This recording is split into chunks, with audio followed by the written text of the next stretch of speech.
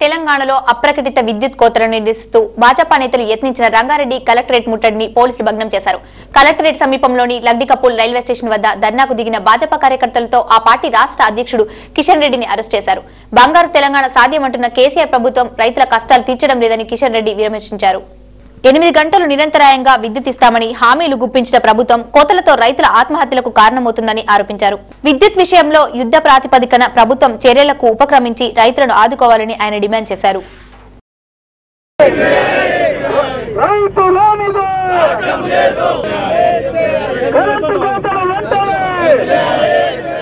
ముఖ్యంగా మనం చూస్తాము ఖరీఫ్ సీజన్ ఏదైతున్నదో ఖరీఫ్ సీజన్లో రైతులను కష్టాలు పెట్టారు. ఈరోజు రబీ సీజన్లో ప్రభుత్వము విద్యుత్ సరఫరా విషయంలో చేతులెత్తేసే పరిస్థితి ఏర్పడింది. పారిశ్రామిక రంగానికి వారానికి 2 రోజులు పవర్ హాలిడే ఇచ్చారు. ముఖ్యంగా ఖరీఫ్లో పూర్తిగా నష్టపోయినటువంటి రైతులు కనీసము రబీలను ఆదుకోబోతున్నారంటే ఈ రబీకి కూడా ఏ రకంగా ప్రభుత్వం ఆదుకునేటువంటి పరిస్థితి లేదు. రైతులు పూర్తిగా అంధకారమయంలో కష్టాల్లో ఉన్నారు.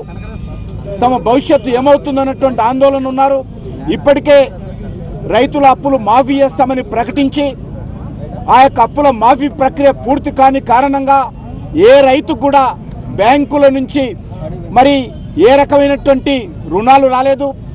పంట రుణాలు కానీ మరే రుణాలు కానీ రాని కారణంగా రైతులు అనేక రకాలుగా మరి ప్రైవేట్ వడ్డీ వ్యాపారస్తుల నుంచి రుణాలు తెచ్చుకొని ఈరోజు ఖరీఫ్ వేసుకున్నారు. ఖరీఫ్లో పూర్తిగా విద్యుత్ కోతల కారణంగా పంటలు నష్టపోయారు. ఈరోజు రబీ ప్రారంభం అవుతుంది. దీనికి కూడా బ్యాంకులు ఏవి కూడా రుణాలు ఇవ్వలేనటువంటి పరిస్థితి ఏర్పడింది. ముఖ్యమంత్రి గారు ప్రతిరోజు మేము అక్కడ నుంచి విద్యుత్ తెస్తున్నాము, ఈ రాష్ట్రం నుంచి విద్యుత్ తెస్తున్నాము అని ప్రకటిస్తున్నారే తప్ప మరి ఛత్తీస్గఢ్ ప్రభుత్వము 3 నెలల క్రితము మేము 1000 మెగావాట్ల విద్యుత్ ఇవ్వడానికి తెలంగాణ రాష్ట్రానికి సిద్ధంగా ఉన్నామని ప్రకటించినప్పటికీ మరి ఈ రోజు వరకు కూడా దానికి సంబంధించినటువంటి ఒక ఒప్పందాన్ని కూడా కనీసము ఒప్పందాన్ని కూడా ప్రభుత్వం చేసుకోలేనటువంటి పరిస్థితుల్లో